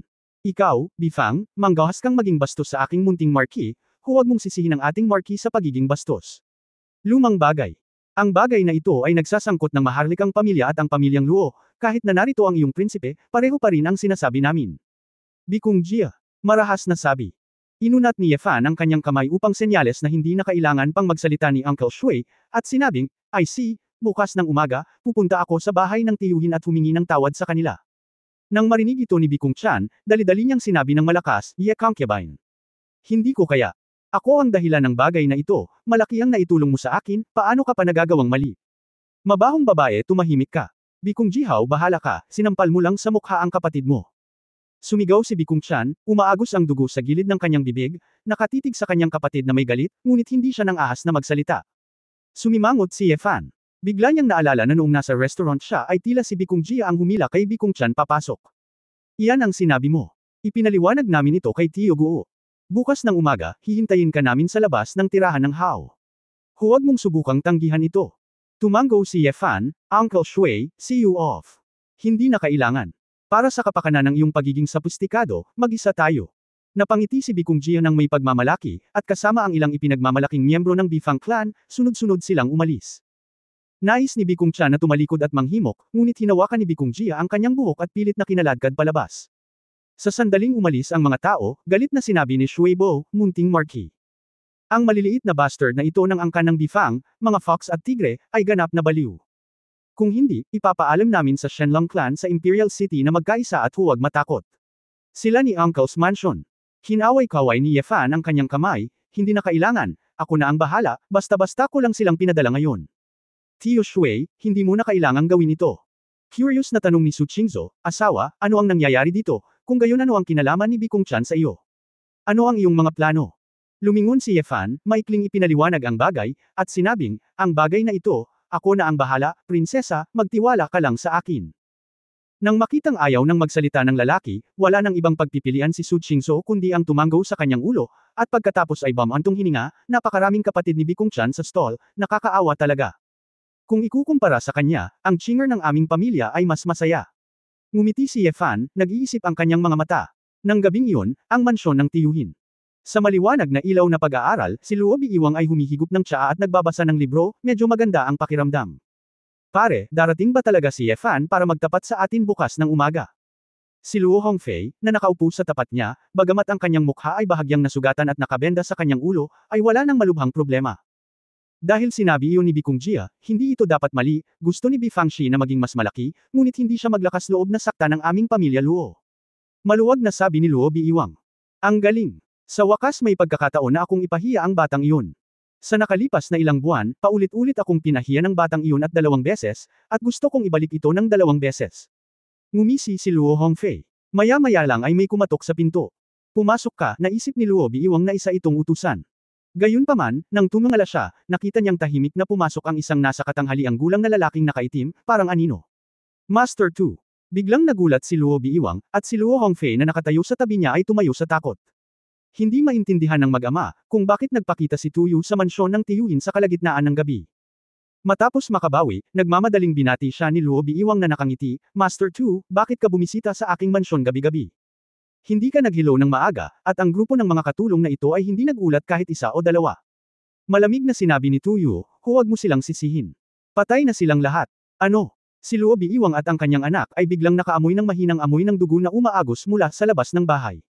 Kabanata 2149 na masyadong nagkataon. 2149. Tumingin ng malapitan at nakita na sa bakuran, ilang gwardya ang tahimik na pinatay. Ang Shadow Guard na inutusan ni Tuyu, ang kaibigan ng kalikasan, na maaaring gumawa ng ganoong pagpatay. Tuyu, anong ginagawa mo? Magre-rebelde ka ba? Mabilis na kinuha ni Luo Biiwang ang kanyang kultibasyon at lubos na mapagbantay. Si Luo Hongfei, na nasa tabi niya, ay labis na natakot kaya nang hina ang kanyang mga paa, at siya ay pumikit at nagtago sa likod ng kanyang ama. Tito Guo, pinapayuhan ka ni Tumo. Magpakamatay, mahinahong sabi ni Tuyu. Baliw ka. Kilala mo ba kung sino ako? Kaninong utos ang sinusunod mo? Sigaw ni Luo Biiwang na may maputlang mukha. Bumantong hininga si Tuyu, at biglang may isang kulay pilak na puting liwanag na napakapinong hindi niya makita ng malinaw ang bumungad sa kanyang palad. Ibinaling ang palad at pinitik ang kanyang mga daliri, nakita niya ang dalawang pilak puting sinulid na sutla na biglang bumaril kay Luo Biiwang at Luo Hongfei. Sa ganoong kalayuan, sinubukan ni Luo Biiwang ang kanyang makakaya na patakbuhin ang Heavenly Venerate Cultivation Base, ngunit huli na para tuluyang makatakas. Ang dalawang pilak na sinulid ay naging parang hindi masisira na sobrang halwang metal, pilit na tinusok sa katawan ng biyenan at ng kanyang anak, at tumagos sa ulo ng dalawa. Hindi nagtagal, binaliktad ni Tuyu ang kanyang kamay, at ang pilak puting sinulid na sutla ay binawi sa kanyang manggas, nang walang dugo. Sina Luo Biiwang at Luo Hongfei ay may dugo sa kanilang mga noo, at ang dalawa ay nakatayo doon, na parang nagyelo. Ang pag-atake ay tila hindi mahalata, ngunit ganap nitong sinira ang utak ng mag-ama ng pamilya Luo, at lubhang nakamamatay. Hindi na muling tumingin si Tuyu, tumalikod at umalis sa study, at ipinaliwanag sa dalawang shadow guard na nakasagasa, lahat ng mga bangkay ay dapat mawala bago madaling araw. Dapat walang mga palatandaan. Oo, ang iyong Panginoon. Shadow guards mabilis silang naghiwa-hiwalay at nilinis ang buong mansion ni Uncle. Itinaas ni Tuyu ang kanyang ulo at tumingin sa direksyon sa kalangitan sa gabi. Ang ama at anak ng pamilya Luo, sa katunayan, ay dapat na maswerte na sila ay mabilis na nagwakas sa kanila. Sa kabaligtaran, ang mga tao sa ibang lugar ay maaaring nahulog sa isang malapurgatorio na bangungot. Ang pamilyang Bifang, ang Marquis ng Musheng Mansion. Huwag mo akong patayin. Huwag mo akong patayin. Ano ang gusto mo? Ako. Ibibigay ko sa iyo ang lahat. Sa isang kwarto sa likod bahay, si Bikung Jia ay mapatla at gumagapang pabalik na puno ng dugo. Habang nagmamakaawa, naputol ang isang paa niya, naputol ang isang braso, at pati dugo niya ay nabutas. Gayunpaman, ang ganap na hindi pamilyar na lalaki sa likod niya, na may hawak pa ring isang matalim na berdeng espada, ay patuloy na lumalapit sa kanya. Sa mansyon, ang lahat ng miyembro ng Bifang clan ay nahulog sa isang pool ng dugo, at ang mga katulong ay tumakas sa takot. Si Bikung Jia ay lubhang desperado. Bagamat mayroon siyang ikasyam na antas ng immortalidad, siya ay ganap na walang kapangyarihan sa harap ng nakakatakot na eskrimidor na ito. Ang higit na nakapagpahanga sa kanya ay walang sinuman mula sa garrison o shadow guard ang dumating para pigilan ang isang madugong kaso sa imperial na lungsod. Tila ang nagtatanggol na kapangyarihan ng imperial na lungsod ngayong gabi ay hindi umiiral. Pakiusap, huwag mo akong patayin, paano kita na-provoke, mano, natakot si Bikung Jia kaya napaiyak siya. Sa oras na ito, si Yefan, na may malamig na mukha ng bituin, ay tamad na makipag-usap sa taong ito. As early as the day, napagdesisyonan na niya ang lahat. Wala siyang oras na aksayahin sa grupong ito ng mga idiot, maging ang pamilya ni Bifang o ang bahay ng tiyuhin ng bansa, dahil maaaring sila ay nakatagong mga panganib, lahat sila ay mapapawi. Sa ganitong paraan, kahit na umalis siya sa imperial na lungsod, mas magaan ang pakiramdam niya. Nang makitang si Bikung Jia ay natakot na, tinaga ni Yefan ang ulo ng lalaki gamit ang isang espada. Bitbit ang kanyang espada, lumabas siya ng kwarto. Sa bakuran, si Bikung Chan, na nakasuot ng pantulog, ay labis na natakot na ang kanyang mukha ay namutla, ngunit hindi siya nang ahas na humakbang pasulong, at nakatingin sa kanya na nanginginig ang lahat. Nakita lang ni Bikung Chan na pinatay ni Yefan ang lahat ng mga clansmen sa bahay ng sunod-sunod, ngunit ang lakas niya ay halos mamatay. Ang mga katulong ay maaaring tumakas, ngunit siya ay isang babae sa bahay, at hindi siya maaaring tumakbo pagkatapos na isipin ito. Gayunpaman, ang ikinagulat niya ay walang ginawa sa kanya ang assassin. Hanggang sa makita niya itong walang magawa at pinahirapan si Bikung Jia hanggang mamatay, ang puso ni Bikung Chan ay hindi maipaliwanag na komplikado. Hindi niya napigilan, at nakaramdam ng kaunting kirot sa kanyang puso, ngunit may kakaiba ring saya. Ikaw, sino ka? Bakit? Gusto mong patayin ang mga tao sa ating Mashenggo Mansion? Hindi maiwasang magtanong ni Bikung Chan sa nanginginig na boses. Si Yefan ay tumingin sa kanya ng malamig, ayaw magpaliwanag ng anuman, at umalis kaagad. Tila nawala ng lakas si Bikung Chan, at nakaupong paralisado sa dagwang bakuran, na may masalimuot na pag-iisip sa kanyang mga mata. Pagkaraan ng madaling araw, ang balita ay patuloy na kumalat sa imperial na lungsod. Ang mas nakakatakot ay ang Mashenggo Mansion ni Bifang ay pinatay ng isang misteryosong assassin. Ang dalawang bagay na ito ay nangyari ng magkasama, at ang mga taong may puso ay hindi tanga, kaya natural na maghahinala sila kay Dao Yefan. Nang pumunta siya sa korte, narinig ni Emperor Mingde na aalis na sana para mag-retreat ang naturang balita. May ganoon ba? Sumimangot si Emperor Ming at sinabing, may isang malaking kaganapan sa imperial na lungsod, Tuyu. King Qi. Paano mo nabantayan ang imperial na lungsod? Mabilis na lumuhod si Haring Qi at sumimangot, kamahalan, ang mamamatay tao na iyon ay halatang lubos na nilinang, at ang mga bantay ng nakababatang kapatid ay nabigong malaman sa tamang panahon. Ang ministro ay nagkasala, hayaan ang kanyang kamahalan na pababain siya, sabi ni Tuyo na may nakapikit na ekspresyon. Malamig na bamantong hininga si Emperor Mingde, madaling mahatulan, ngunit mahirap malaman ang katotohanan. May mga pahiwatig ka ba? Kaagad na sinabi ni Haring Qi, kamahalan, nabalitaan ko na si Bikung Jia ay orihinal na mula sa linya ni Bikung Jia, ngunit dahil sa kaunting contradiction, binyantaan siya nito. Si Consort Ye, ay pumunta sa bahay ng tiyuhin upang humingi ng tawad at aminin ang kanyang pagkakamali. Medyo nagkataon lang na may nangyaring ganito noong kasi simula ko pa lang, naisip ng kapatid ko na baka may kinalaman ang bagay na ito kay Ye Concubine. May ebidensya ba? Tanong ni Emperor Ming. Ito. Ang ebidensya. Wala pa, sabi ni King Qi. King Qi, hinihiling ko sa iyo. Dahil narinig na ito ng lahat, Ye Concubine, ang marquee ng Musheng at ang mansion ng uncle ay mayroon na. Contradiction. Kung may nangyari kaagad sa dalawang bahay na ito, hindi ba't hindi may iwasang mahulaan si Consort Ye? Napakatanga ni Ye Concubine. Kapag kailangan niyang maghinala, gumagawa siya ng ganoong paghihimagsik. At saka, huwag mong sabihin siya iyon, kahit na ang kapangyarihan ni Shenlong sa imperial na lungsod ay may ganitong kakayahan. Hari. Si Qi at ang isang grupo ng mga opisyal ay biglang nahulog sa malalim na pag-iisip. Sa ganitong paraan, parang nagkataon lang. Tuyu, si Haring Qi ang namamahala sa mga gawain ng estado. Ipapadala kita upang imbestigahan ang bagay na ito, at dapat itong ibigay kay Mrs. Bifang. Makipag-usap sa pamilya Luo. Ang ministro ay sumusunod sa kautusan, sabi ni Tuyu. Pagkatapos bumaba sa korte, pumunta si Emperor Mingde sa harem at muling nakipagkita kay Empress Luo Feiyan. Si Luo Feiyan ay natural na umiiyak at gusto ni Emperor Mingde na mahanap ang kanyang kapatid. Inaliw siya ni Ye Fan, sinabi lamang na siya ay nawala pa rin, hindi sigurado kung siya ay patay na o hindi, hayaan ang reyna na huwag magpanik, ang lahat ay nasa kanya. Si Luo Feiyan ay isang buwan pa lamang, at nawalan siya ng kanyang anak, kapatid na lalaki at pamangkin, at medyo nalungkot siya. Kung ito ay hindi para sa isang magsasaka, natatakot ako na ang gayong suntok ay maaaring maging sanhi ng direktang pagbagsak ng reyna. Bagamat medyo nakonsensya si Ye Fan, si Luo Feiyan ay hindi isang malapit na tao sa kanya, higit sa lahat ito ay isang pahiwatig lamang ng awa. Iyon lang. Pagkatapos ng pagtatanghal sa palasyo, bumalik si Ye Fan sa Marquee Mansion ng Zhenbei, ngunit pagka-uwi niya sa bahay, nalaman niyang hinihintay siya ni Bikung Chan sa bahay. Kabanata 2150 Sakit. 2150. Anong ginagawa mo dito? Tanong ni Ye Fan. Marahil ito ay dahil sa kaguluhan sa bahay, at marami na akong naranasan sa mga araw na ito. Si Bikung Chan ay nakasuot na ngayon ng puting damit na kulay asul, at walang pink sa kanyang mukha. Mukha siyang mas maislan at hindi gaanong kaakit-akit. Kung hindi lang naalala ni Ye Fan kung gaano Kesengit ang babaeng ito sa nakaraan, malamang naiisipin niya na isa lang itong tapat na Xiaojiabio. Consort Ye, saan ka nang galing? Curious na tanong ni Bikung Chan sa mahinang boses. Saan ako pupunta, kailangan ko bang magsumbong sa iyo? Kinawean ni Ye Fan ang kanyang kamay, kung okay ka lang, huwag kang pumunta sa bahay ko at abalahin ako. Ako, may gagawin ako. Nagmamadaling sabi ni Bikung Chan, ngunit may pag-aalalang tumingin sa katulong sa sala. Sumimangot si Ye Fan, may nahanap ba ang babaeng ito? Kaya hayaan ang mga tao na umalis sa sala. Pagkaraan ng 2 tao na lang ang natitira, sinabi ni Ye Fan, sabihin mo sa akin, ano ang problema? Lumunok si Bikung Chan, tiningnan ng mabuti ang lalaki, at nagtanong, ang eskrimador kagabi. Ikaw ba, tama? Nagkunwaring hindi naiintindihan ni Ye Fan, anong eskrimador? Sabi ni Bikung Chan na may pag-aalala, Ye Consort Ye, simula nang tumigil ka sa pagiging low profile sa akademya, hindi pangkaraniwang bagay ang nangyayari. Ang nakakagulat na nakaraan at kasalukuyan ng Xuanyuan Illusion, ang mga assassin sa winter hunting, lahat ay lumitaw pagkatapos mong ipakita ang iyong mga talento.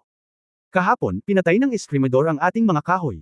Shenghao Mansion, pinatay ang lahat ng aking kapatid, ngunit hindi ako pinatay.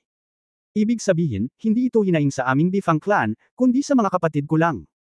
Halatang magkasama ang usapin ng mansyon ng tiyuhin. Oo, lahat ng ito ay dahil sa galit sila sa iyo, tama ba? Inilagay mo ang mga bagay na ito sa aking ulo dahil gusto mo akong saktan. Naiinip na sinabi ni Ye Fan, kung wala nang iba, maaari kang pumunta. Ngunit biglang, hamampas, si Bikung Chan at lumuhod sa lupa. Anong ginagawa mo? Gulat na sabi ni Ye Fan. Itinaas ni Bikung Chan ang kanyang ulo na may basang mga mata, at sinabing may mapait na ekspresyon, kayong concubine, ang Bifang clan sa Mashenggo Mansion ay namatay, at ako lang ang nakaligtas. Hinala na ng mga tao sa clan na traidor ako at gusto akong tawagan. Bumalik ka sa bahay ko at tanungin mo ako. Ang aking kapatid na lalaki at ang iba pa ay patay na, at ang mga tiyuhin na iyon ay maglalabas ng lahat ng kanilang galit sa akin. Walang magpoprotekta sa akin, at mabubuhay ako kaysa mamatay, woo. Speaking of fear, biyang walang laman na sekeda ay sumigaw sa sakit. Ipinikit ni Yefan ang kanyang mga mata. Hindi niya talaga masyadong inisip ito. Si Bikung Chan ay medyo espesyal para mamuhay ng mag-isa. Kung ganoon, ano ang silbi ng paghahanap mo sa akin? Sumimangot si Yefan. Hindi siya natatakot kay Bifang, ngunit ayaw niyang magdulot ng labis na gulo. Ang usapin ni Bikung Chan ay hinarap lamang dahil may oras siya nitong nakaraang 3 araw. Ye concubine, pwede mo ba akong patuluyin sa Zenbeihu's mansion? Hindi na ako papasok sa akademya sa hinaharap. Anyway, hahamakin lang ako ng lahat at pagtatawanan. I'll be your maid in the future to serve you and the princess, okay? Mukhang umaasam si Bikung Chan. Direktang nagveto si Yefan, manatili ka sa Hao Mansion, bakit hindi mo dalhin sa akin ang pamilya ni Bifang? At wala tayong kakulangan sa mga katulong, maaari kang pumunta. Umiyak si Bikung Chan at diretsyong niyakap ang binti ni Yefan, Yefan concubine. Ye concubine, nakikiusap ako sa iyo. Ayaw mo ng maid. Tapos, anong gusto mo? Ay, ibibigay ko sa iyo ang katawan ko, okay. Kahit na sinasabi nilang lahat na ako ay marumi, ngunit para sa kapakanan ng paglilinang, ako ay inosente. Hindi talaga ako nagsinungaling sa iyo. Ngumisi si Yefan, sino sa tingin mo ako? Napagtanto ni Bikung Chan na mali ang nasabi niya, at nabulunan siya ng panghihinayang, alam kong hindi mo ako gusto. Ngunit wala akong iba kundi ang mga tao. Wala na talaga akong mapupuntahan. Kapag nahuli ako sa angkan ng Huwei, maaaring hindi ko na muling makita ang araw. Oo. Tinulungan mo akong malaman kung sino ang nasa likod ng mga eksena at naghiganti para sa akin. Ako dapat. Nakantento na.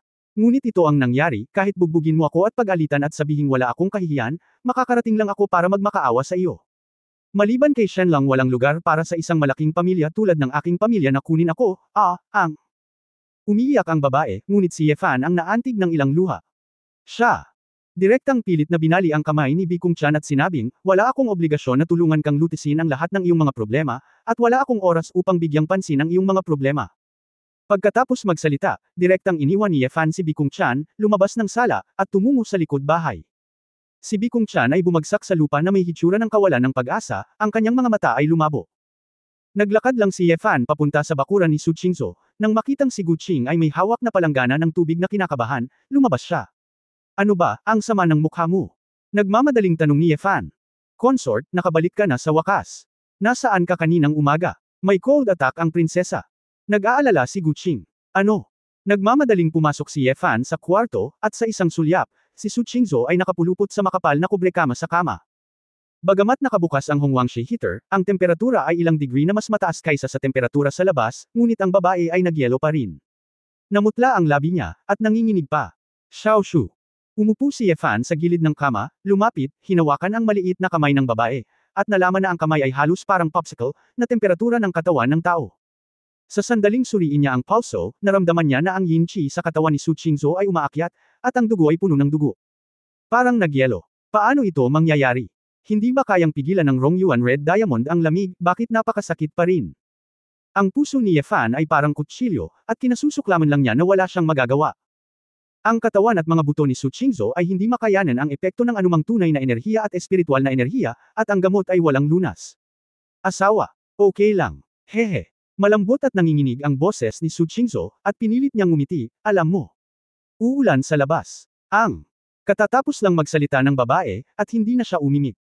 After a few seconds, narinig ko talaga ang tunog ng spring thunder sa labas. Maya-maya, bumuhos ang ulan na parang tilamsik ng tubig mula sa langit. Pagdating ng tag-ulan, madali para sa aking babae na malamigan ang lahat. Kahanga-hanga ang kakayahan ng aking babae na mahulaan ang ulan. Pilit na ngumiti si Su Qingzhou, ang kanyang nagyayalong mga kamay ay naninigas at gusto niyang hawakan ang mga daliri ni Yefan, ngunit ito ay ganap na walang kapangyarihan. Kinagat ni Yefan ang kanyang mga ngipin, namumula ang kanyang mga mata. Hindi niya maisip na si Su Qingzhou, na walang cultivation, ay nakaranas ng ganoong panahon bawat taon sa nakalipas na 10 taon. Ang mga ordinaryong tao ay hindi komportable kahit na ang kanilang mga paa ay malamig, ngunit ang babaeng ito ay malamig sa buong katawan, at ang kanyang buhay ay maaaring nasa panganib anumang oras. Huminga ng malalim si Yefan at nag-aatubili ng umiti, hindi ko inaasahan na ang prinsesa ko ay may ganitong klaseng kakayahan. Pagkasabi niyan, hinubad ni Yefan ang kanyang damit, pumunta sa kubrekama sa kama, at niyakap ng mahigpit ang malamig na katawan ng babae sa kanyang mga bisig. Ginagamit ni Yefan ang dugo ng dragon sa kanyang katawan upang mapainit ang kanyang katawan, upang maipasa ito sa babae, kaya maiwasan ang kahihiyan sa direktang paggamit ng aura na makakasira sa mga meridian ng babae. Mukhang alam din ni Su Qingzhou ang intensyon ng lalaki. Sinubukan niyang kumapit sa kanyang asawa, na parabang hindi na siya makapaghintay na direktang sumanib. Si Gu Qing, na nagbuhos ng mainit na tubig sa labas, ay lumapit sa pintuan ng silid at nakita ang kumot sa kama na nakayakap sa kanya ng mahigpit. Hindi napigil ang tumayo ng dalawa. Saglit na tumingin ng malalim si Gu Qing, kinagat ang kanyang labi, at walang kamalay-malay na may bahid ng emosyon at inggit sa kanyang mga mata, pagkatapos ay tahimik siyang umatras at isinara ang pinto. Pagtatapos ng kabanatang ito. For more updates, click on the notification bell.